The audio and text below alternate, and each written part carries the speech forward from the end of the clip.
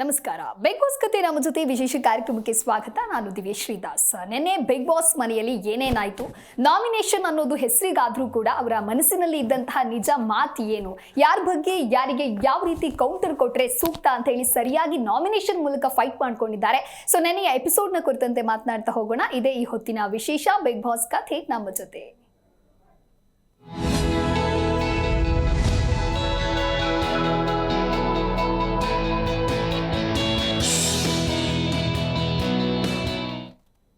ನೆನೆಯ ಹೈಲೈಟ್ಸ್ನ ಕುರಿತಂತೆ ಮಾತನಾಡೋದಕ್ಕೆ colleague join ಆಗಿದ್ದಾರೆ. ಸೊ ಬನ್ನಿ ಅವರನ್ನ ಕಾರ್ಯಕ್ರಮಕ್ಕೆ ವೆಲ್ಕಮ್ ಮಾಡೋಣ. Hello Ram sir, welcome to the show. ನಮಸ್ತೆ ಸರ್, ಇನ್ನು ನಿನ್ನೆ ಎಪಿಸೋಡ್ನ ಬಗ್ಗೆ ಮಾತಾಡ್ತಾ ಹೋಗೋದಾದ್ರೆ, ಎಪಿಸೋಡ್ ಸ್ಟಾರ್ಟಿಂಗಲ್ಲಿ ಒಂದು 3 ಜನ ಕೂತ್ಕೊಂಡು ಮಾತಾಡ್ತಾ ಇರ್ತಾರೆ. ರಘು ಮತ್ತೆ ಧ್ರುವಂತಿಗೆ ಸರಿಯಾದ ಫೈಟ್ ಇನ್ಮೇಲೆ ಬೀಳಬಹುದಾ ಅಂತ. ನೆನ್ನೆ ನಾಮಿನೇಷನ್ ಅಂತ ಬಂದಾಗ ಅಫ್ಕೋರ್ಸ್ ಜೋರಾದ ಒಂದು ಫೈಟ್ ನಡೆದಿದೆ, ಕ್ಲಾಶ್ ನಡೆದಿದೆ. ಅದು ನೆನ್ನೆಗೆ ಮಾತ್ರ ಸೀಮಿತ ಆಗೋದಿಲ್ಲ, ಹೀಗೆ ಕಂಟಿನ್ಯೂ ಆಗುತ್ತಾ ಅಂತ ಹೇಳಿ. ಯಾಕೆಂದರೆ ನೋಡಿ, ಅದು ಕಂಟಿನ್ಯೂ ಯಾಕೆಂದ್ರೆ ಆಗುತ್ತೆ. ಯಾಕೆಂದರೆ ನೋಡಿ, ಲಾಸ್ಟ್ ಟೈಮು ಕಿಚ್ಚ ಸಾಹೇಬರ್ ಕಿಚ್ಚ ಪಂಚಾಯತಿಯಲ್ಲಿ ಏನಾಗುತ್ತೆ, ಬಾಲ್ ಕಿಕ್ ಮಾಡೋ ಮುಖಾಂತರ ಒಬ್ಬರು ಹೇಳಬೇಕಾಗತ್ತೆ. ಸೊ ಅಲ್ಲಿ ರಘು ಅವರು ಇವ್ರನ್ನ ತೊಗೊಳ್ತಾರೆ, ಧ್ರುವಂತವ್ರು ಹಾಗೆ ರಘು ಅವ್ರನ್ನ ತೊಗೊಳ್ತಾರೆ. ಸೊ ಧ್ರುವಂತವ್ರು ಕೆಲವೊಂದು ಏನು ಹೇಳಬೇಕಿತ್ತು ಅಂತಂದರೆ, ಅಲ್ಲಿ ಏನು ನಡೀತಿದೆ, ಅಲ್ಲೇನು ಆಡಿದ್ರು, ಅಲ್ಲೇನು ಆಡಿಲ್ಲ, ಅದನ್ನ ಪಾಯಿಂಟ್ ಔಟ್ ಮಾಡಬೇಕು. ಅವ್ರೇನು ಮಾಡ್ತಾರೆ, ಪರ್ಸ್ನಲಿ ಅವರು ಮಾಡಿರುವಂಥ ಕೆಲವೊಂದೆಲ್ಲ ಏನಾಗುತ್ತೆ, ಸ್ಪೋರ್ಟ್ಸ್ ಬಗ್ಗೆ ಎಲ್ಲ ಅವ್ರ ಪ್ರೊಫೆಷ್ನಲ್ ಸ್ಪೋರ್ಟ್ಸ್ ಅದು. ನೋಡಿ, ಯಾರು ಪ್ರೊಫೆಷ್ನಲ್ ಬಗ್ಗೆ ಆದ್ರೂ ಕೂಡ ಹಾಗೆಲ್ಲ ಹೇಳೋಕೆ ಹೋಗ್ಬಾರ್ದು. ಅವ್ರು ಆರ್ಟಿಸ್ಟ್ ಆಗಿರ್ಬೋದು, ಅವ್ರು ಸ್ಪೋರ್ಟ್ಸ್ ಮನ್ ಆಗಿರ್ಬೋದು, ಅವ್ರ ಕಡೆ MNC ವರ್ಕರ್ಸ್ ಆಗಿರ್ಬೋದು, ಒಂದು ಫ್ಯಾಕ್ಟ್ರಿಯಲ್ಲಿ ಕೆಲಸ ಮಾಡೋರು ಆಗಿರ್ಬೋದು, ಯಾರೇ ಆಗಿರ್ಬೋದು, ಅವ್ರವ್ರ ಕೆಲಸ ಅವ್ರಿಗೇನೆ, ಅವ್ರ ಕೆಲಸ ಅವ್ರಿಗೆ ಕೈ ಹಿಡಿದಿರುತ್ತೆ. ಹಾಗೆಲ್ಲ ಅವ್ರ ಪ್ರೊಫೆಷ್ನಲ್ ಬಗ್ಗೆ, ಸ್ಪೋರ್ಟ್ಸ್ ಬಗ್ಗೆ ಮಾತಾಡೋಕ್ಕೆಲ್ಲ ಹೋಗ್ಬೋದು. ಅದು ಒಂದು ಕೆಲವೊಂದು ಅಚೀವ್ಮೆಂಟಲ್ಲಿ ಹೇಳ್ತಾರೆ. ಯಾಕೆಂದರೆ ಅವರು ಎಷ್ಟೋ ಶ್ರಮ ಬೇಕು. ಒಂದು ಗೆಲ್ಲಿ ನಾವು ಒಂದು ಟ್ರೋಫಿನ ಕೈಯಲ್ಲಿ ಹಿಡಿತೀವಿ ಅಂತಂದರೆ, ಅಥವಾ ಪದಕ ಹಾಕಿಸ್ಕೊಳ್ತೀವಿ ಅಂತಂದರೆ ಅದಕ್ಕೆ ಶ್ರಮ ತುಂಬ ಇರುತ್ತೆ. ಅದು 1-2 ವರ್ಷ ಇರೋದಿಲ್ಲ, ಸುಮಾರು 10 ವರ್ಷ ಶ್ರಮ ಇರುತ್ತೆ. ಅದು ಯಾವುದೇ ಸ್ಪೋರ್ಟ್ಸ್ ಮ್ಯಾನ್ ಆದರೂ ಕೂಡ, ಯಾರಿಗೇ ಆದರೂ ಕೂಡ, ಯಾರದೇ ಕೆಲಸದ ವಿಚಾರ ಆದರೂ ಕೂಡ ಕೀಳುವಾಗಿ ಮಾತಾಡೋಕೋಗ್ಬಾರ್ದು. ಅವ್ರ ಮೇಲೆ ಕೋಪ ಇದೆಯಾ, ಅಲ್ಲೇನು ಆಟ ಆಡ್ತಾ ಇದೀವಿ, ಆ ವ್ಯಕ್ತಿನ ಅಲ್ಲೇನು ನೋಡಿದ್ದೀವಿ, ಅಷ್ಟನ್ನು ಮಾತ್ರ ಹೇಳಬೇಕಾಗತ್ತೆ. ಅದನ್ನು ಬಿಟ್ಬಿಟ್ಟು ನೋಡದೇ ಇರೋದನ್ನೆಲ್ಲ ಹೇಳೋಕೆ ಹೋಗ್ಬಾರ್ದು. ಅವ್ರ ಬಗ್ಗೆ ಇವ್ರಿಗೇನು ಗೊತ್ತಿದೆ, ರಘು ಸ್ಪೋರ್ಟ್ಸ್ ಬಗ್ಗೆ ಏನು ಗೊತ್ತಿದೆ, ಅವ್ರು ಎಷ್ಟು ಅವರು ಪದವಿ ತೊಗೊಂಡಿದ್ದಾರೋ ಇಲ್ವಾ ಅನ್ನೋದು ಏನು ಗೊತ್ತಿದೆ. ಅವ್ರ ಹಾರ್ಡ್ ವರ್ಕ್, ಅವ್ರ ಪ್ರಾಕ್ಟೀಸ್ ಅವ್ರಿಗೆ ಗೊತ್ತಿರುತ್ತೆ. ಸೊ ಬೇರೆ ಯಾರೋ ಬಂದು ಇಂಟರ್ಫಿಯರ್ ಆಗಿ ಮಾತನಾಡಬಾರ್ದಿತ್ತು. ಅದು ಅಷ್ಟು ದೊಡ್ಡ ವೇದಿಕೆಯಲ್ಲಿ ಮಾತಾಡಿದ್ರು. Exactly wrong. ಹೌದೌದು, ನಿಜ. ಯಾಕೆಂದರೆ ಇದು ಕರ್ನಾಟಕ ನೋಡ್ತಿರುತ್ತೆ ಶೋ, ಹಂಗಾಗಿ ಇದು ದೊಡ್ಡ ಶೋ ಆಗಿರೋದ್ರಿಂದ ಅಂಥ ವೇದಿಕೆಯಲ್ಲಾದರೂ ಕೂಡ ಹೇಳ್ಬಾರ್ದು, ಎಲ್ಲೋ ಹೇಳಕ್ಕೆ ಹೋಗ್ಬಾರ್ದು. ಒಂದು ಸಣ್ಣ ಜಾಗದಲ್ಲಿ ಹೇಳಕ್ಕೆ ಹೋಗ್ಬಾರ್ದು, ಎಲ್ಲೂ ಹೇಳಕ್ಕೆ ಹೋಗ್ಬಾರ್ದು ನನ್ನ ಪ್ರಕಾರ. ಬಟ್ ಅವರು ಅಲ್ಲೇ ನಿಜ ಅದನ್ನು ಮಾತಾಡಿದ್ದಾರೆ, ಸ್ವಲ್ಪ ತೂಕವಾಗಿ ಧ್ರುವಂತವ್ರು ಮಾತಾಡಿದ್ದಾರೆ, ಎಷ್ಟು ತುಂಬ ಚೆನ್ನಾಗಿರ್ತಾಯಿತ್ತು. ಅವ್ರಿಗೇನಾಗುತ್ತೆ, ಇವ್ರಿಗೂ ಅಷ್ಟೇ. ರಘು ಅವರು ಎಷ್ಟು ತಾಳ್ಮೆಯಿಂದ ನಾವು ನೋಡಿದ್ದೀವಿ, ಅವ್ರು ಆಲ್ಮೋಸ್ಟ್ ತಾಳ್ಮೆನೇ ಇರ್ತಾರೆ. ಅವ್ರ ಕೋಪ ಜಾಸ್ತಿ ಇದೆ, ಹಾಗಂತ ನಾನು ಟ್ರಿಗರ್ ಆಗಿಬಿಟ್ರೆ, ಯಾಕೆಂದರೆ ಅವ್ರ ಬಾಡಿ ಲ್ಯಾಂಗ್ವೇಜ್ ಕೇಳೋದಿಲ್ಲ. ಏನಾಗುತ್ತೆ, ಕೆಲವ್ರದ್ದೆಲ್ಲ ಅವ್ರ ಕೋಪ ಬರ್ತಾ ಏನಾಗುತ್ತೆ, ಹ್ಯಾಂಡ್ ಮೂವ್ಮೆಂಟ್ ಹೊಟ್ಟೋಗ್ಬಿಡುತ್ತೆ. ಸೊ ಅದು ಬಾಡಿ ಲ್ಯಾಂಗ್ವೇಜ್ ಚೇಂಜ್ ಆಗುತ್ತೆ. ಅಲ್ಲೇ ಮ್ಯಾನ್ ಹ್ಯಾಂಡ್ಲಿಂಗ್ ಕೂಡ ಆಗೋ ಚಾನ್ಸಸ್ ಕೂಡ ಇರುತ್ತೆ. ಯಾಕೆಂದರೆ ಆಗೋದಿಲ್ಲ, ಅದು ಸ್ಪೋರ್ಟ್ಸ್ ಮ್ಯಾನ್ಗಳೇ ಹಾಗೆ ಇರ್ತಾರೆ, ಅದು ತಡೆಯೋದಿಲ್ಲ ಕೋಪ ತುಂಬ. ಸೊ ಈ ರೀತಿ ಆಗಬಾರ್ದು ಅಂದ್ಬಿಟ್ಟು ರಘು ಅವ್ರು ತುಂಬಾ ತಾಳ್ಮೆಯಿಂದ ತಡ್ಕೊಂಡೇ ಇದ್ರು. ಇವ್ರು ಯಾವಾಗ ಈ ಥರ ಎಲ್ಲ ಮಾತಾಡೋಕ್ಕೆ ಸ್ಟಾರ್ಟ್ ಮಾಡ್ತಾರೋ, ಆವಾಗ ಅಲ್ಲವರು ಅವ್ರು ಹೇಳಿದ್ನೆಲ್ಲ ಕೇಳಿಸ್ಕೊತಾರೆ. ಇವ್ರು ರಿಪ್ಲೈ ಕೊಡಬೇಕಾದ್ರೆ ಇವ್ರು ಮಾತಾಡ್ತಾರೆ. ಆದರೂ ಹೇಳ್ತಾರೆ, ನೋಡಪ್ಪ ನೀನು ಏನೋ ನನ್ನ ಹೊರಗಡೆ ಬಂದರೆ ನೀನು ನೋಡ್ಕೊಳ್ತೀನಿ ಹಾಗೆ ಹೀಗೆ ಅಂತೆಲ್ಲ. ಆಯಿತು, ಎಲ್ಲಿಗೆ ನೀನು ಕರೀತೀಯ ಬಾ, ನಾನು ಬರ್ತೀನಿ, ನಾನು ನಿಲ್ತ್ಕೊಂಡು ನೋಡೋಣ. ಆಗತ್ತೆ. ಈಗ ಏನಾಗುತ್ತೆ, ಇವರು ಅಲ್ಲಿಗೆ ಸ್ಟಾಪ್ ಮಾಡಬೇಕು. ನಾ ಅದೇ ಹೇಳಿದ್ದು, ಅವ್ರಿಗೆ ಇವಾಗ ಏನು ಈ ವೀಕಲ್ಲಿ ಏನು ಆಟ ಆಡ್ತಾರೆ, ಏನು ಆಟ ಆಡೋದಿಲ್ವ, ಅಷ್ಟೊಂದು ಪಾಯಿಂಟ್ ಔಟ್ ಮಾಡಲಿ. ಅಥವಾ ಅವರು ಡೇ 1ಇಂದ ಅವರಲ್ಲೇನು ಕರೆಕ್ಷನ್ ಇದೆ, ಅವರಲ್ಲೇನು ಮಿಸ್ಟೇಕ್ ಮಾಡಿದ್ದಾರೆ, ಅಷ್ಟು ಅವರೇನೇನು ಇಂಪ್ರೂವ್ ಮಾಡ್ಕೊಳ್ಬೇಕು ಅದನ್ನು ಹೇಳಿ, ಅಥವಾ ಇವ್ರಿಗೆ ಅದನ್ನು ಹೇಳ್ಬೋದು. ಅದನ್ನು ಬಿಟ್ಬಿಟ್ಟು ಬೇರೆದೆಲ್ಲ ಪರ್ಸ್ನಲಿ ಆಗಿ ಹೇಳೋದು. ಈಗೇನಾಗಿದೆ, ಪರ್ಸ್ನಲ್ ಆಗಿ ಹೇಳ್ಬಿಟ್ರೆ ಅವ್ರು ಟ್ರಿಗರ್ ಆಗಿ ಏನೋ ಒಂದು ಮಾಡಿ ಹೊಟ್ಟೋಗ್ತಾರೆ ಅನ್ನೋ ಮೈಂಡ್ ಸೆಟ್ ಎಲ್ಲರಿಗೂ ಬಂದ್ಬಿಟ್ಟಿದೆ, ಅವರೊಬ್ಬರಿಗೆ ಎಲ್ಲ. ಅದನ್ನು ಹೇಳ್ಬೇಕು, ಪರ್ಸ್ನಲ್ ಆಗಿ ಏನು ಹೇಳೋಕೆ ಹೋಗ್ಬೇಡಿ. ನೀವು ಎಷ್ಟು ಟ್ರಿಗರ್ ಮಾಡ್ತೀರೋ ಅಷ್ಟು ಮಾಡಿ, ಬಟ್ ಈ ರೀತಿ ಎಲ್ಲ ಮಾಡೋಕೆ ಹೋಗ್ಬಾರ್ದು. ಇನ್ನು ಅಡಿಗೆ ಊಟ ಅಂತ ಬಂದಾಗ ಆಕ್ಚುಲಿ ಇವರು ಹೇಳ್ತಾನೆ, ರಘು ಕೂಡ ಹೇಳ್ತಾ ಇರ್ತಾರೆ, ಅಡುಗೆ ನಾನು ಮಾಡಿರೋಂಥ ಅಡುಗೆ ತಿಂದ್ಬಿಟ್ಟು ನನಗೆ ಈ ರೀತಿ ಎಲ್ಲ ಮಾತಾಡ್ಬಿಟ್ನಲ್ಲ ಅಂತ. ಅದೇ ವಿಷಯಕ್ಕೆ ಬಂದರೆ ಈ ಕಡೆ ಧ್ರುವಂತ್ ಮತ್ತು ಅಶ್ವಿನಿ ಇಬ್ಬರು ಸಪ್ರೇಟಾಗಿ ಮಾತಾಡ್ಕೊಳ್ತಾ ಇರ್ತಾರೆ. ಕ್ಲೆನ್ಲಿನೆಸ್ ಇರೋದಿಲ್ಲ, ರಘು ಅಂತ ಹೇಳಿದ್ರೇ ಕ್ಲೀನಾಗಿ ಏನು ಮೇಂಟೈನ್ ಮಾಡೋದಿಲ್ಲ, ನಾನು ಸಪ್ರೇಟಾಗಿ ಊಟ ಮಾಡ್ಕೊಳ್ತೀನಿ ಅಂತೆಲ್ಲ ಮಾತಾಡ್ತಾರೆ. ಸೊ ಎಲ್ಲೋ ಒಂದು ಕಡೆ ಮತ್ತೆ ಹಳೆ ಫಾರ್ಮಿಗೆ ಹೋಗ್ತಾ ಇದ್ದಾರೆ. ಬಿಕಾಸ್ ಅಶ್ವಿನಿ ಅಂತ ಹೇಳಿದ್ರೆ ಒಂದು ಸೆಕೆಂಡ್ ವರ್ಷನ್ ಅಥವಾ ಬದಲಾದ ಅಶ್ವಿನಿ ಅನ್ನೋ ಒಂದು ಆ್ಯಂಗಲ್ನಲ್ಲಿ ಎಲ್ಲರೂ ನೋಡ್ತಾ ಇದ್ರು. ಆದರೆ ಈಗ ಅವರು ಆ ಮಾತನ್ನು ಉಳಿಸ್ಕೋತಾ ಇಲ್ವಾ? ಇಲ್ಲ, ಏನಂದರೆ ನೋಡಿ, ಇವಾಗ ಅಡುಗೆ ಡಿಪಾರ್ಟ್ಮೆಂಟ್ ಅಂತ ಹಾಕಿದಾಗ ಏನಾಗುತ್ತೆ, ಅವ್ರು ಅಡುಗೆ ಮಾಡೋ ವಿಚಾರದಲ್ಲಿ ಅಡುಗೆ ಮಾಡಿದ್ದಾರೆ. ಒಂದು ಅಡುಗೆ ಮಾಡಬೇಕು ಅಂತಂದರೆ ಅಲ್ಲಿ ಕಡಿಮೆ ಅಂದರೆ 2-3 ಅವರಲ್ಲಿ ಸ್ಪೆಂಡ್ ಮಾಡಬೇಕು, ನಿಂತ್ಕೊಳ್ಬೇಕು, ತರಕಾರಿ ಕಟ್ ಮಾಡೋದಾಗಿರ್ಬೋದು, ಅಥವಾ ಅಲ್ಲಿ ಒಲೆ ಮೇಲೆ ಬೇಯಿಸೋದಾಗಿರ್ಬೋದು, ಈ ಥರ ಇರುತ್ತಲ್ವ. ಅಲ್ಲ ಮಾಡ್ಕೊಂಡು ತಿನ್ಬೇಕಾದ್ರೆ ರುಚಿಯಾಗಿದೆ ಸಖತ್ತಾಗಿದೆ ಅಂತಾರೆ, ಅಂತ ಅವಾಗ ಹೇಳ್ಬೇಕು. ಅವ್ರಿಗೆ ಕಣ್ಣು ಮುಂದೆ ಕಾಣೋದಿಲ್ಲ ಇಲ್ಲಿ ನೀಟಾಗಿದೆ ಸರ್ ಅವಾಗೇ ತೊಗೊಳ್ಬಾರ್ದಾಗಿತ್ತು. ನೀವು ಅವಾಗಲೇ ಅವರು ಅಲ್ಲ ನೀವು ಮಾಡಿರೋದು ನಮಗೆ ತಿನ್ನೋಕ್ಕಾಗ್ತಾ ಇಲ್ಲ, ನೀಟ್ನೆಸ್ ಇಲ್ಲ ನಮಗೆ, ಇದು ಬೇಡ ನಮಗೆ ಅದು ನೀವು ಅಲ್ಲೇ ನೋಟಿಸ್ ಮಾಡಬೇಕಿತ್ತು. ಅಲ್ಲ ಹೊಟ್ಟೆ ಎಲ್ಲರಿಗೂ ಹಸಿಯುತ್ತೆ, ಒಟ್ಟಿನಲ್ಲಿ ಯಾರವರು ಒಬ್ರು ಅಲ್ಲಿ ಅಡುಗೆ ಮಾಡಲೇಬೇಕು, ಊಟ ಮಾಡಲೇಬೇಕು. ಅಲ್ಲೋಗ್ಬಿಟ್ಟು ಮನೆ ಥರ ನಾನು ನೀಟಾಗಿರ್ತೀನಿ, ನೀಟ್ನೆಸ್ ಬೇಕು ಅಂತಂದರೆ ಸೊ ಅಲ್ಲಿ ಅವ್ರ ಕೈ ಅದು ಮುಟ್ಲೇಬಾರ್ದು ಇಲ್ಲಿ. ಸೊ ಆ ಥರನ ಅವರು ಫಸ್ಟೇ ನೋಟಿಸ್ ಮಾಡಿ ಅವರು ಅದನ್ನು ಅಲ್ಲೇ ಅವರು ವಾಯ್ಸ್ ರೈಸ್ ಮಾಡಿದ್ದಾರೆ. ಎಸ್ ಕರೆಕ್ಟಾಗಿ ನೀವು ನೋಟಿಸ್ ಮಾಡಿದ್ದೀರಾ, ನೀವು ಅಲ್ಲೇ ಅವಾಗಲೇ ಮಾಡಿದ್ದೀರಾ, ಇದನ್ನು ಹೊಸ್ದಾಗಿ ಹೇಳ್ತಿಲ್ಲ ಅನ್ನೋ ರೀತಿ ಇರ್ತಿತ್ತು ಅದು. ಅಲ್ಲಿ ನೋಟಿಸ್ ಮಾಡ್ತಿರೋ ಈಗೇನು ಕೊನೆಯ ಮೂಮೆಂಟ್ ಇದು ಲಾಸ್ಟ್ ಎಲಿಮಿನೇಷನ್ ಇದು ಬಿಟ್ಟರೆ ಎಲಿಮಿನೇಷನ್ ಇಲ್ಲ ಇದು. ಸೊ ಇದಾನಾಗಿದೆ ಎಲ್ಲರೂ ಎಲಿಮಿನೇಷನ್ ಆಗಿದ್ದಾರೆ. ಧನುಷ್ ಅವ್ರನ್ನ ಬಿಟ್ಬಿಟ್ಟು ಕ್ಯಾಪ್ಟನ್ ಬಿಟ್ಬಿಟ್ಟು ನಿಮ್ಮಿದ್ದವರೆಲ್ಲ ಆಗ್ಬಿಟ್ಟಿದ್ದಾರೆ, ಈಗ ಮನೆಯವರೆಲ್ಲ ಆಗಿದ್ದಾರೆ. ಇದು ಇಲ್ಲಿ ಹೇಳೋವಂಥದ್ದು ಏನಿರಲಿಲ್ಲ ಅದು. ಸೊ ಊಟ ಅವ್ರ ಪಾಪ ಆ್ಯಕ್ಚುಲಿ ಚೆನ್ನಾಗಿ ಊಟ ಮಾಡಿಕೊಟ್ಟಿದ್ದ ಯಾರು ರಘು ಅವರು ತುಂಬ ಚೆನ್ನಾಗಿ ತಾಳ್ಮೆಯಿಂದ ಅಡುಗೆ ಕೊಡೋದಾಗಿರ್ಬೋದು, ತುಂಬ ಚೆನ್ನಾಗಿ ತಾಳ್ಮೆಯಿಂದ ಮಾಡಿಕೊಟ್ಟಿದ್ದಾರೆ ಎಲ್ಲರಿಗೂ, ಯಾರಿಗೂ ಇಲ್ಲ ಅಂತ ಅಲ್ಲ. ಇವನ್ ಅದು ವಿಚಾರ ಗಿಲ್ಲಿ ಅವರು ಎಷ್ಟೋ ಸತಿ ಬಂದು ನನಗೆ ತುಂಬ ಹೊಟ್ಟೆ ಇಷ್ಟತೆ ಮಾಡಿಕೊಡಿ ಅದರಲ್ಲೂ ಗಿಲ್ಲಿ ಅವರು ಟ್ರಿಗರ್ ಮಾಡ್ತಾರೆ. ಅಂದರೆ ಅವರಷ್ಟು ಅವರು ನಿಂತ್ಕೊಂಡು ಮಾಡ್ತಿರ್ತಾರೆ, ಮಾಡ್ತಿರ್ತಾರೆ ಅಲ್ಲಿ ಟ್ರಿಗರ್ ಮಾಡ್ತಾರೆ. ಆದರೂ ಕೂಡ ಅವ್ರಿಗೇನು ತಲೆಗೆ ಹಾಕೊಳ್ತಾರೆ ರಘು ಅವರು, ಅದನ್ನೆಲ್ಲ ನೀಟಾಗಿ ಮಾಡಿಕೊಡ್ತಾರೆ. ಹೊಟ್ಟೆ ಎಲ್ಲರಿಗೂ ಹಸಿ ಇತ್ತಲ್ವ, ಆ ವಿಚಾರದಲ್ಲಿ ನಾನು ಈ ಥರ ಮಾಡೋಕ್ಕೆ ಹೋಗ್ಬಾರ್ದು ಅನ್ನೋ ತಲೆಯಲ್ಲಿ ಇಟ್ಕೊಂಡವರು ಅಡುಗೆನ ನೀಟಾಗಿ ಮಾಡಿಕೊಡ್ತಾರೆ. ಇಲ್ಲಿ ಬಂದು ಈ ರೀತಿ ಗಲೀಜಾಗಿತ್ತು, ಈ ರೀತಿ ನೀವು ಕ್ಲೀನ್ನೆಸ್ ಇರಲಿಲ್ಲ, ಕ್ಲೀನಾಗಿ ನಮಗೆ ಅಡುಗೆ ಮಾಡಾಕ್ಲಿಲ್ಲ ಅಂತ ಹೇಳಿರೋದು ಅದು ಯಾರು ಒಪ್ಕೊಳ್ಳೋಂಥದ್ದೇ ಅಲ್ಲ. ಅದನ್ನು ಅವಾಗಲೇ ನೋಟಿಸ್ ಮಾಡಿದ್ದರೆ ಕರೆಕ್ಟಾಗಿರೋದು. ಬಟ್ ಇವರು ಅಷ್ಟೇ ನೋಡಿ, ಧ್ರುವಂತ ಏನಾರು ಅಂದರೆ ಅಶ್ವಿನಿ ಅವ್ರು ಬರ್ತಾರೆ, ಅಶ್ವಿನಿಗೆ ಧ್ರುವಂತ ಬರ್ತಿದ್ದಾರೆ. ಇಲ್ಲೇನಾಗುತ್ತೆ, ಇವ್ರದ್ದು 4 ಜನ ಗುಂಪು, ಇವ್ರಿಬ್ಬರದ್ದು ಒಂದು ಗುಂಪು ಆಗ್ಬಿಟ್ಟಿದೆ. ಇವರು ಒಂದು ಗುಂಪಾಗಿ ಮತ್ತೆ ಬೇರೆಯವರಿಗೆ ಅವ್ರ ಗ್ರೂಪ್ ಮಾಡ್ಕೊಂಡಿದ್ದಾರೆ. ಹೌದೌದು. ಈಗ ನೋಡಿ ಕಾವ್ಯ ಆಗಿರ್ಬೋದು, ರಾಶಿಕ್ ಆಗಿರ್ಬೋದು, ಗಿಲ್ಲಿಯವರಾಗಿರ್ಬೋದು, ಈಗ ರಕ್ಷಿತಾ, ಇವರೆಲ್ಲ ಏನಾಗಿದೆ ಒಂದು ಗುಂಪು ಥರ ಮಾಡ್ಕೊಂಡ್ಬಿಟ್ಟಿದ್ದಾರೆ. ಒಬ್ಬರನ್ನೇ ಟಾರ್ಗೆಟ್ ಮಾಡಿದ್ರೆ ಅಂದರೆ ನಾಮಿನೇಟ್ ಮಾಡಿದ್ರೆ ಸೊ ಅಲ್ಲೇ ನಾಮಿನೇಷನ್ ಎಲ್ಲರೂ ಅವ್ರೇನು ಮಾಡ್ತಿದ್ದಾರೆ, ಅದು ಇಂಡಿವಿಜುವಲ್ ಆಗಿ ಮಾಡಿ. ಇವಾಗ ನೋಡಿ ಅವ್ರು ಮಾಡೋರು ಅಂತ ನಾನು ಮಾಡೋಕೆ ಹೋಗ್ಬಾರ್ದು. ನನಗೇನು ನಾನೇನು ನೋಟಿಸ್ ಮಾಡಬೇಕು, ನನಗೇನು ಕಾಣಿಸ್ತಾ ಇಲ್ಲ ಅಲ್ಲಿ, ನನಗೇನು ಅವರಲ್ಲಿ ಕರೆಕ್ಷನ್ ಇತ್ತು ಅದನ್ನು ಅವ್ರು ನೋಟಿಸ್ ಮಾಡಿ ಮಾಡಬೇಕು. ನೀವು ಮಾಡಿರೋ ಮಟ್ಟು ನಾನು ಮಾಡಿದೆ ಅನ್ನೋದು ಅದು ಅಲ್ಲೇ ಆಗಿರೋದು. ಈಗ ಅಶ್ವಿನಿ ಅವ್ರಿಗೆ ನೀವು ನೋಡ್ದಂಗೆ 5 ಓಟ್ ಏನೋ ಬಿತ್ತಿದೆ, ಇವಾಗ ಕಾವ್ಯ ಅವ್ರಿಗೆ 2 ಬಿದ್ದಿದೆ, ಧ್ರುವಂತ್ ಅವ್ರಿಗೆ 2 ಬಿದ್ದಿದೆ, ಸೊ ಗಿಲ್ಲಿ ಅವ್ರಿಗೊಂದು ಈ ಥರ ಎಲ್ಲ ಬಿದ್ದಿದೆ. ಅದು ಗಿಲ್ಲಿ ಅವ್ರಿಗೆ ಅಶ್ವಿನಿ ಅವ್ರಿಗೆ ಕೊಟ್ಟಿರೋದು, ಇಲ್ಲ ಅಂದರೆ ಅವ್ರಿಗೆ ಗಿಲ್ಲಿ ಅವ್ರಿಗೆ ಅದು ಬೀಳ್ತಿರಲಿಲ್ಲ, ಓಟ್ ಆಗ್ತಿರಲಿಲ್ಲ. ಸೊ ಇದು ನಾವು ಮಾಡಿದ್ರೆ ನೀವು ಮಾಡೋಕ್ಕೆ ಹೋಗ್ಬಾರ್ದು. ಯಾಕೆಂದರೆ ಇವರು ಅವ್ರ ಹತ್ರ ಚೆನ್ನಾಗಿದ್ರು, ಅಶ್ವಿನಿ ಅವ್ರ ಹತ್ರ ಕೆಲವು ಸತಿ ನಾವು ನೋಡಿದ್ದೀವಿ, ಕೆಲವೊಂದು ಫ್ರೇಮಲ್ಲೆಲ್ಲ ನೋಡಿದ್ವಿ, ಚೆನ್ನಾಗೇ ಎಲ್ಲ ಮಾತಾಡ್ಕೊಂಡು ಚೆನ್ನಾಗಿದ್ರು. ನಿಮ್ಗೇನು ನೋಟಿಸ್ ಮಾಡಬೇಕು ಅದನ್ನು ನೋಟಿಸ್ ಮಾಡಬೇಕಿತ್ತು. ಅದರಲ್ಲಿ ಏನಂದರೆ ನನಗೆ ಕೆಲವೊಂದು ರಕ್ಷಿತಾ ಅವ್ರು ಕೊಟ್ಟಿದ್ದು ರೀಸನ್ನು ಅಷ್ಟೇನು ಕ್ಲಾರಿಟಿನೇ ಇಲ್ಲ. ಒಬ್ಬೊಬ್ಬರ ಬಗ್ಗೆನೇ ಮಾತಾಡ್ತಾ ಹೋಗೋಣ. ಫಸ್ಟ್ ಬಂದಾಗ ಕ್ಯಾಪ್ಟನ್ ಧನುಷ್ ಧ್ರುವಂತ್ ಅವ್ರನ್ನ ನೇಮ್ ಚೂಸ್ ಮಾಡ್ತಾರೆ, ನಾಮಿನೇಟ್ ಮಾಡ್ತಾರೆ. ಬಿಕಾಸ್ ರಘು ಅವ್ರ ಬಗ್ಗೆ ಅಂದರೆ ಅವರು ಮಾಡಿರುವಂಥ ಅಚೀವ್ಮೆಂಟ್ ಬಗ್ಗೆ ನೀವು ಮಾತಾಡಿರುವಂಥದ್ದು ರಾಂಗ್ ಅಂತ ಧನುಷ್ ಮೆನ್ಷನ್ ಮಾಡ್ತಾರೆ. ಆಗ ಮತ್ತೆ ಧ್ರುವಂತ್ ಅಲ್ಲಿ ಕ್ಲಾರಿಫಿಕೇಶನ್ ಕೊಡ್ತಾರೆ. ಸೊ ಆ ಕ್ಲಾರಿಟಿ ಬಗ್ಗೆ ಏನು ಹೇಳ್ತೀರಾ? ಧ್ರುವಂತ್ ಅವರು ಹೇಳ್ತಾರೆ, ಇವಾಗ ನಾನು ಹೇಳಿದ ಆ ರೀತಿ ಅಲ್ಲ, ನಾನು ಹೇಳಿದ ಈ ಥರ ರೀತಿ, ಬಟ್ ನೀವು ಯಾಕೆ ಆ ಥರ ತಿಳ್ಕೊತಾ ಇದ್ದೀರಾ ಅಂತ ಹೇಳಿ. ಇವಾಗ ನೋಡಿ ಅದನ್ನು ಇವಾಗ ಧನುಷ್ ಅವ್ರಿಗೆ ಏನು ಕಾಣಿಸ್ತಾ ಅದನ್ನು ನೋಡಿ.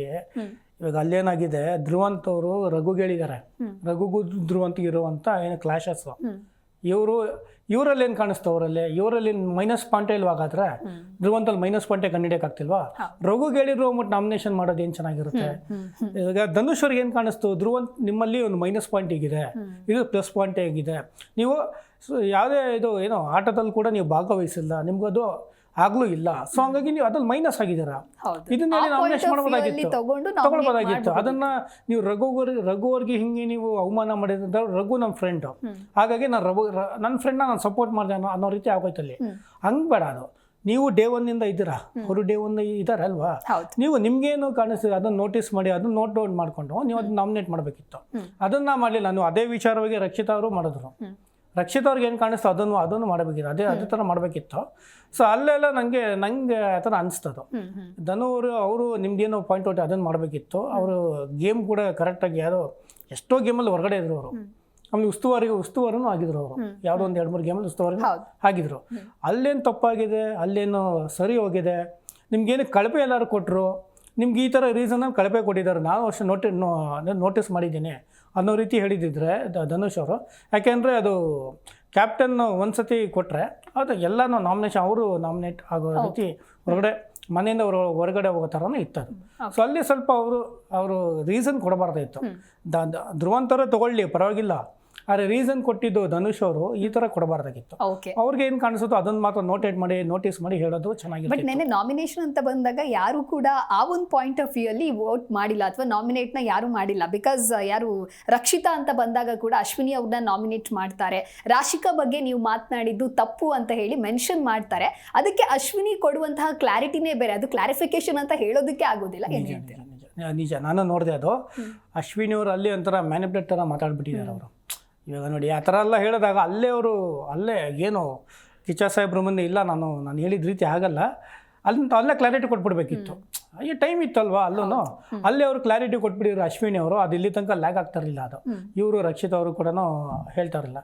ಕೆಲವೊಂದು ನಾನು ನೋಡಿದ್ರೆ ರಕ್ಷಿತ್ ಅವರು ಅದೊಂದೇ ರೀಸನ್ ಇಟ್ಕೊಂಬಿಡಿ. ಅವ್ರಿಗೂ ಮತ್ತೆ ಧ್ರುವಂತವ್ರಿಗೂ ಅಷ್ಟೇ, ನಮ್ಮಣ್ಣಂಗೆ ಯಾಕೆ ಹಿಂಗೆ ಮಾಡ್ತೀಯ, ನೋಡಿ ಅಣ್ಣ ತಂಗಿ ಇರುತ್ತೆ, ಓಕೆ ಭಾವನೆ ಇರುತ್ತೆ. ನಾವು ಒಂದೇ ಕಡೆ ಅಂದರೆ ಅಲ್ಲಿ ಇಂಡಿವಿಜುವಲ್ ಗೇಮು ಒಬ್ಬರೇ ಗೆಲ್ಲೋದಲ್ಲಿ, ಹಾಗಂತ ಇವ್ರು ಗೆದ್ದಿರೋ ಕಪ್ಪು ಅಣ್ಣಂಗೆ ಕೊಡೋಕ್ಕಲ್ಲ, ಅಣ್ಣ ಗೆದ್ದಿರೋ ಕಪ್ಪು ತಂಗಿನೂ ಕೊಡೋಕ್ಕಾಗೋದಿಲ್ಲ. ಅದು ಆ ಒಂದು ಪ್ಲ್ಯಾಟ್ಫಾರ್ಮಲ್ಲಿ ಅಷ್ಟೇ. ಓಕೆ ಬಾಂಡಿಂಗ್ ಚೆನ್ನಾಗಿರುತ್ತೆ, ಹೊರಗಡೆ ಚೆನ್ನಾಗಿ ಆಗೇ ಇರ್ತಾರೆ, ಅದೇನು ತೊಂದರೆ ಇಲ್ಲ. ಬಟ್ ಅಲ್ಲಿ ಅದೇ ನಾನು ಹೇಳಿದ್ದು, ಇವ್ರಿಗೇನು ಕಾಣುತ್ತೋ ಅದನ್ನು ನೋಟಿಸ್ ಮಾಡಿ ಇವ್ರನ್ನ ಪಾಯಿಂಟ್ ಔಟ್ ಮಾಡಿಕೊಂಡು ನಾಮಿನೇಟ್ ಮಾಡೋದು ಒಂದು ಅರ್ಥ ತೂಕವಾಗಿರುತ್ತೆ. ಅದೇ ಹೇಳಿದ್ನಲ್ಲ, ಇವ್ರು 4 ಗುಂಪು, 4 ಜನ ಒಬ್ಬರಿಗೆ ಓಟ್ ಹಾಕಿದ್ರೆ 4 ಒಬ್ಬರಿಗೆ ಹಾಕ್ಬಿಡೋದು. ಅಲ್ಲಿ ಇಬ್ಬರಿಗಿತ್ತು, ಅಂದರೆ ಇಬ್ಬರನ್ನ ನಾಮಿನೇಟ್ ಮಾಡೋ ಥರ ಇತ್ತದು. ಸೊ ಅಲ್ಲೇನಾಗುತ್ತೆ, ಅಶ್ವಿನಿ ಅವ್ರಿಗೆ 5 ಜನ ಎಲ್ಲ ಒಟ್ಟಿಗೆ ಸೇರಿ ಹಾಕಿದ್ದಾರೆ. ರಾಶಿಕಾ ಹೌದು, ಒಂದೇ ರೀತಿ ರೀಸನ್ ಇದೆ. ರಾಶಿಕಾ ಅವ್ರದ್ದೇ ರೀಸನ್ ತೊಗೊಂಡು ಹಾಕಿದ್ದಾರೆ. ಬಟ್ ಇವರು ಅಶ್ವಿನಿ ಅವರು ಅದನ್ನು ಸ್ವಲ್ಪ, ನಾನು ನೆನ್ನೆ ಹೇಳಿದೆ, ಅದನ್ನು ಪದ ಬಳಕೆ ಮಾಡೋಕ್ಕೆ ಹೋಗ್ಬಾರ್ದಾಯ್ತು ಅಂತ. ಅದಕ್ಕೆ ರಘು ಅವ್ರು ಏನು ಹೇಳ್ತಾರೆ, ಕ್ಲಾರಿಟಿ ಕೊಡ್ತಾರೆ. ನೀವು ಮೊನ್ನೆ ನನ್ನ ಕಾಲ ಹತ್ರ ಕೂತಿದ್ರಿ ನಾನು ಈ ಥರ ಅಂತ ಏನೋ ಹೇಳ್ತಾ ಇರೋದು.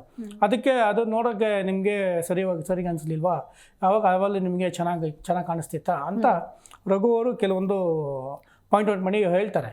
ಅದಕ್ಕೆ ಅವರು ಈ ಥರ ನಾನು ಹೇಳಿದ ರೀತಿ ಆಗಲ್ಲ, ಈ ಥರ ಇತ್ತು. ಇವರು ಅದನ್ನು ಪಂಚಾಯತಿಲಿ ಹೇಳ್ಬಿಡ್ಬೇಕಿತ್ತು. ಅದನ್ನು ನೀಟಾಗಿ ಜಸ್ಟಿಫಿಕೇಶನ್ ಕೊಟ್ಟಿಲ್ಲ. ಯಾಕೆಂದ್ರೆ ಅವ್ರು ಅಲ್ಲಿ ಸ್ವಲ್ಪ ಅಶ್ವಿನಿ ಅವರು ಅದು ಕರೆಕ್ಟಾಗಿ ರೀಸನ್ ಖಂಡಿತ ನಾನು ಅಂದ್ಕೊಂಡೆ. ಅವರು ಮೊದಲನೇದಾಗಿ ಅವ್ರು ಆ ಮಾತು ಹೇಳಬಾರ್ದಾಗಿತ್ತು. ಆ ಮಾತು ಹೇಳಿದ್ದಕ್ಕೆ ಕೆಲವೊಂದು ಕಡೆ ಆಯಿತು, ನಾನು ಸಾರಿ ಈ ಥರ ನಾನು ಹೇಳಬಾರ್ದಾಯ್ತು, ನಾನು ಈ ಥರ ಉದ್ದೇಶ ಅಲ್ಲ ಅಂತ ಬೇರೆ ಟೈಮಲ್ಲಿ ಹೇಳ್ಬೋದಾಗಿತ್ತು. ಅವರು ಅದನ್ನ ಹೇಳ್ತಾ ಇಲ್ಲ, ರಾಶಿಕಾಗೆ ಹೇಳ್ಬೋದಾಗಿತ್ತು. ಯಾಕೆಂದ್ರೆ ರಾಶಿಕಾ ಅವರು ಮುಂಚೆ ಚೆನ್ನಾಗೇ ಇದ್ರು. ಆ ಒಂದು ಗೇಮಿಂದ ಏನಾಗುತ್ತೆ, ಅವರು ಫಿಸಿಕಲ್ ಟಾಸ್ಕ್ ಇತ್ತಲ್ವ, ಅದೇನಿರುತ್ತೆ ಅದು ಪೈಪ್ನ ತೊಗೊಂಡೋಗೋದು. ಸೊ ಅಲ್ಲೇ ಅವರಿಬ್ಬರಿಗೂ ಸ್ವಲ್ಪ ಇದಾಗುತ್ತೆ, ಫಿಸಿಕಲಿ ಸ್ವಲ್ಪ ಟಾಸ್ಕಲ್ಲಿ ಅವರಿಬ್ಬರು ಸ್ವಲ್ಪ ಜಿದ್ದಿ ಆಗುತ್ತೆ. ಹಂಗಾಗಿ ಅವ್ರು ಅದಲ್ಲೇ ಸ್ವಲ್ಪ ಕೋಪಗಳು ಇರ್ತಾವಲ್ವಾ ಈ ಥರದ್ದು, ಅದನ್ನೇ ಇಟ್ಕೊಂಡು ರಾಶಿಕಾ ಇವರು ಮಾತಾಡಿಲ್ಲ.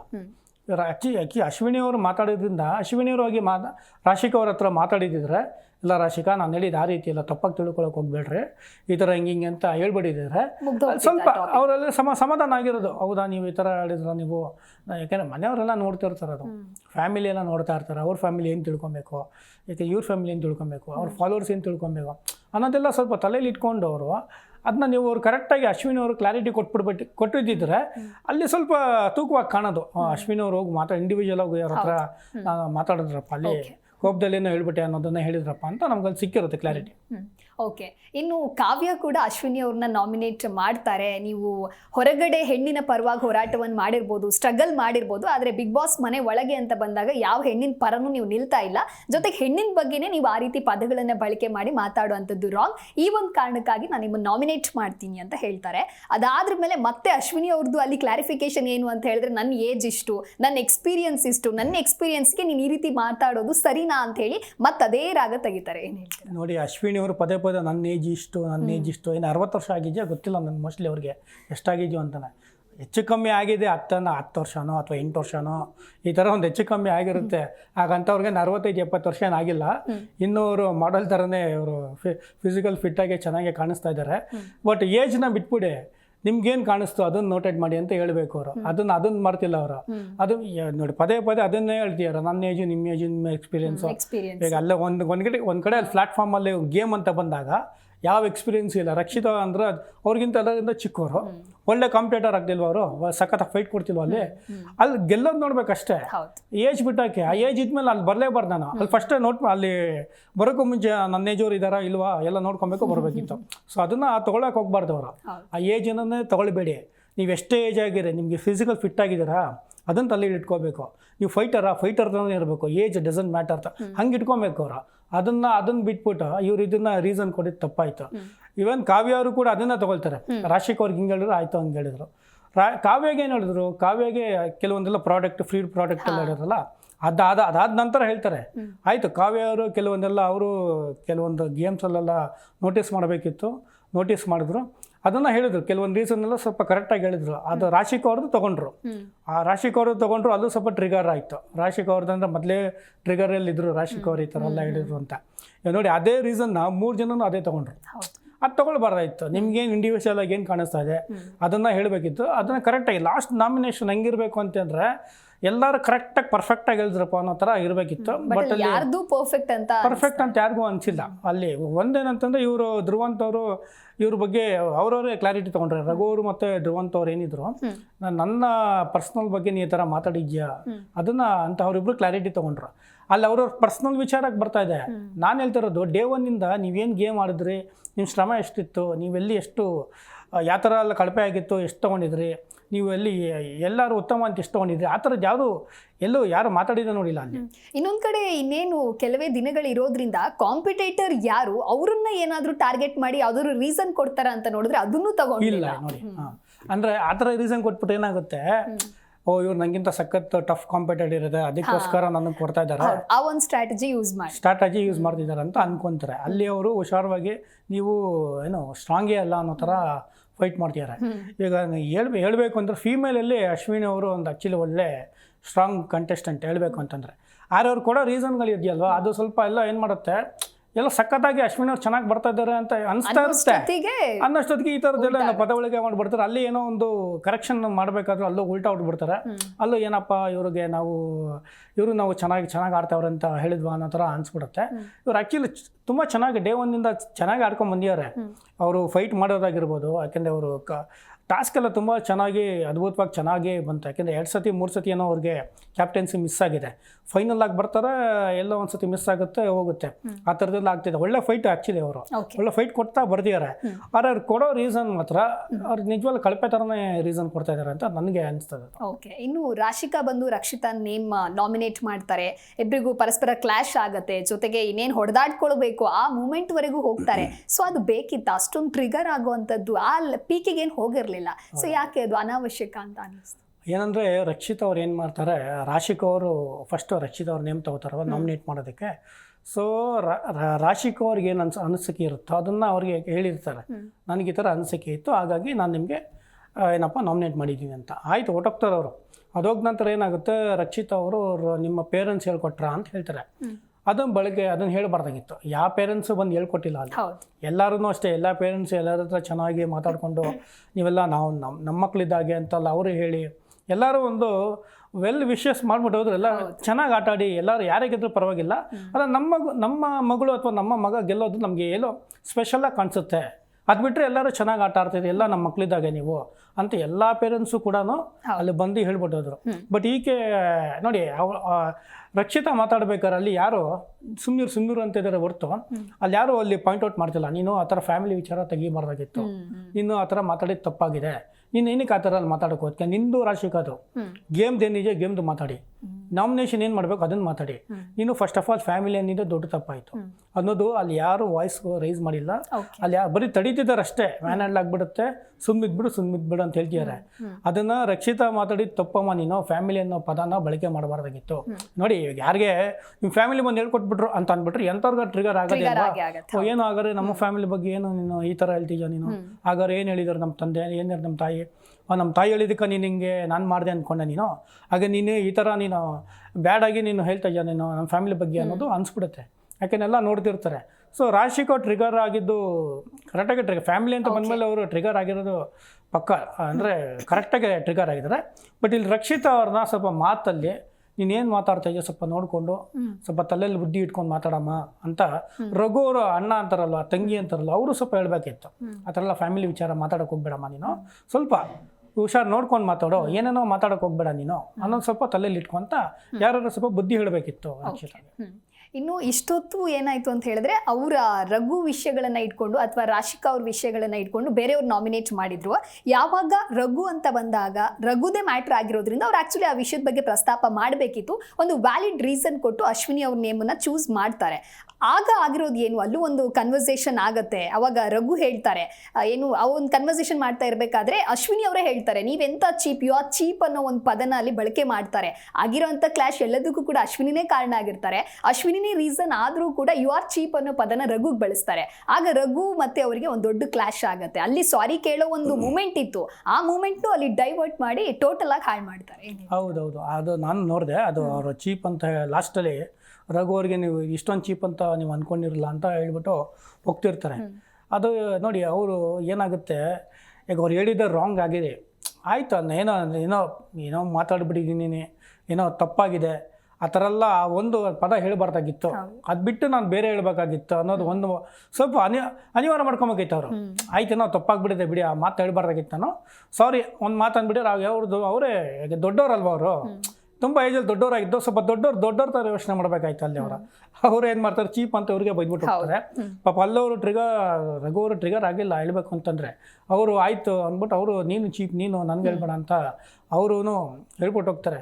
ಇವಾಗ ಇವರು ಆ ಥರ ಅಂದಾಗ, ಚೀಪ್ ಅಂತ ಒಬ್ರಿಗೆ ಅಂದಾಗ, ರಘು ಆಗಲಿ ಯಾರಾಗಲಿ ಆ ಥರ ಅಂದಾಗ ಅವರು ಟ್ರಿಗರ್ ಆಗಿ ಆಗ್ತಾರಲ್ವ. ಇವರು ಯಾಕೆ ಪದ ಈಗ ಮಾಡಬೇಕು ಅವರು?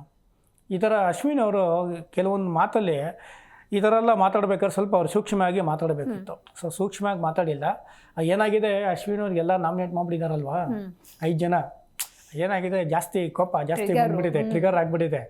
ನಾನು ಹೆಂಗಿದ್ರು ನಾಮಿನೇಟ್ ಮಾಡ್ತಾರೆ ಬಿಡು, ನಾನು ಏನಂದ್ರೂ ಮಾಡುತ್ತೆ, ನಾನು ಒಳ್ಳೆಯವನಾಗಿ ಮಾತಾಡಿದ್ರು ಮಾಡ್ತಾರೆ, ನಾನು ಕೆಟ್ಟವರಾಗಿ ಮಾತಾಡಿದ್ರು ಇವ್ರು ನಂಗೆ ಮಾಡೇ ಮಾಡ್ತಾರೆ ಅನ್ನೋದು ಅವ್ರಿಗೆ ಬಂದ್ಬಿಟ್ಟಿದೆ ಅನ್ಸುತ್ತೆ ಮೋಸ್ಟ್ಲಿ ಟ್ರಿಗರ್. ಯಾಕೆಂದರೆ ಬರೋರೆಲ್ಲ ಅಶ್ವಿನಿಗೆ 5 ಓಟ್ ಬಿದ್ದಿದೆ.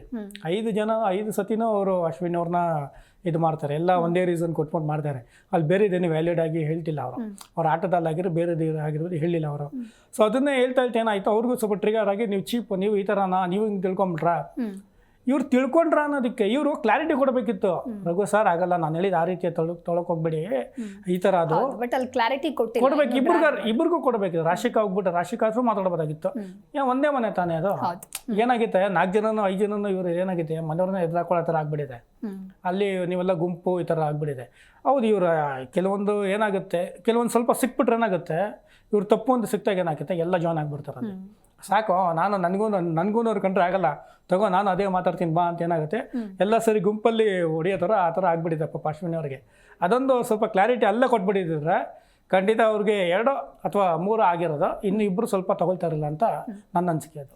ಓಕೆ, ಸೊ ನಿನ್ನೆಯ ಹೈಲೈಟ್ಸ್ನ ಕುರಿತಂತೆ ಮಾತನಾಡಿದ್ದೀವಿ. ಥ್ಯಾಂಕ್ ಯು ರಾಮ್ ಸರ್, ಕಾರ್ಯಕ್ರಮಕ್ಕೆ ಆಗಮಿಸಿದ್ದಕ್ಕಾಗಿ. ಥ್ಯಾಂಕ್ ಯು ಮಾ. ಸೊ ನೋಡಿದ್ರಲ್ಲ ವೀಕ್ಷಕರೇ, ನೆನೆಯ ನಾಮಿನೇಷನ್ ಪ್ರಕ್ರಿಯೆ ಯಾವ ರೀತಿಯಾಗಿತ್ತು, ಪರ್ಸ್ನಲಿ ಟಾರ್ಗೆಟ್ ಮಾಡಿ ಯಾವ ರೀತಿಯಾಗಿ ಒಬ್ಬರನ್ನ ಇನ್ನೊಬ್ರು ಟಾರ್ಗೆಟ್ ಮಾಡಿದ್ರು, ನಾಮಿನೇಟ್ ಮಾಡಿದ್ರು ಅಂತ ಹೇಳಿ. ಇದಾಗಿತ್ತು ಈ ಹೊತ್ತಿನ ವಿಶೇಷ. ನೋಡ್ತಾ ಇರಿ ಜೀ ಕನ್ನಡ ನ್ಯೂಸ್, ಸತ್ಯವೇ ಸುದ್ದಿಯ ಜೀವಾಳ.